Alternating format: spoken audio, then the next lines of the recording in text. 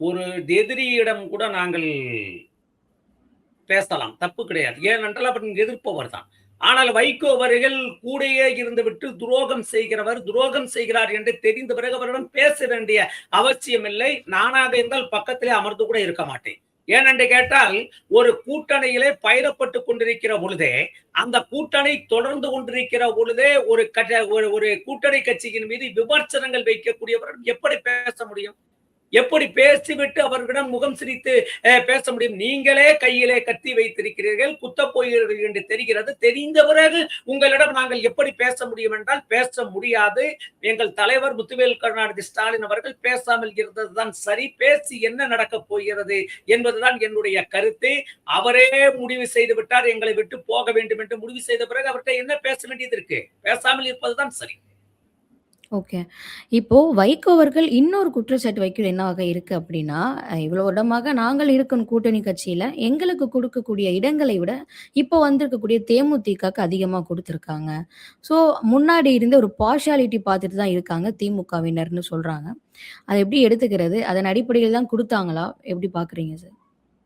அவங்க கட்சியினுடைய நிலை என்ன என்பது எங்களுக்கு நன்றாக தெரியும். திராவிட முன்னேற்ற கழகத்தில் இருந்து பிரிந்து சென்றவர் தான் வைகோ.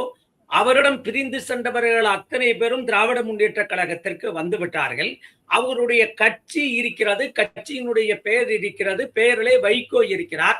ஆகவே அந்த கட்சிக்கு கொடுக்க வேண்டிய இடத்தை நாங்கள் கொடுத்து விட்டோம். தேமுதிக இந்த கட்சிக்கு வருகிறது. நல்லதோ கெட்டதோ அந்த கட்சி ஒரு காலத்தில் எதிர்க்கட்சி அந்தஸ்திலே இருந்த கட்சி. அதுல எந்த அளவு மாற்று கருத்து கிடையாது. எதிர்க்கட்சியாக விஜயகாந்த் அவர்கள் இருந்தால் தேமுதிக எதிர்க்கட்சியாக இருந்தது. ஒரு இடத்திற்கு வருகிறார். உண்மையை நான் சொல்லுகிறேன், பொய் பேசுவதற்கெல்லாம் நான் விரும்பவில்லை. நான் திராவிட முன்னேற்ற கழகத்தின் கொள்கை பரப்பினுடைய துணை செயலாளர்.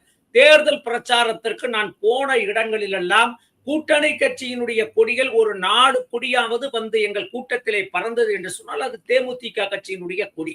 ஆகவே அவர்களுக்கு 10 இடம் தந்ததிலே 10 இடத்திலே கொடுத்ததற்கு வைகோ அவர்கள் கோபப்படுவதிலே எந்த வகையான நியாயமும் கிடையாது. வைகோ அவர்களுடைய கட்சி என்ன நிலைமை இருக்கிறது என்பது எனக்கு தெரியும். பல இடங்களில் ஒன்றிய செயலாளர்களே இல்லை.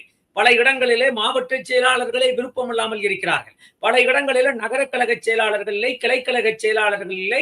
அவர்களுடைய கட்சி இருக்கிறதா இல்லையா என்பது கூட எனக்கு தெரியாது. ஆனால் நான் அந்த கட்சியை குறைந்து மதிப்பிடவில்லை. வைகோ அவர்கள் நல்ல பேச்சாளர், நல்ல பிரச்சாரம் செய்யக்கூடியவர், அவ்வளவுதானே தவிர ஒரு இயக்கம் அவரிடம் இருக்கிறது என்று அவர் சொல்லிக் கொண்டிருக்கிறார். அது இருப்பதை போல ஒரு தோற்றம் எனக்கு தெரியவில்லை.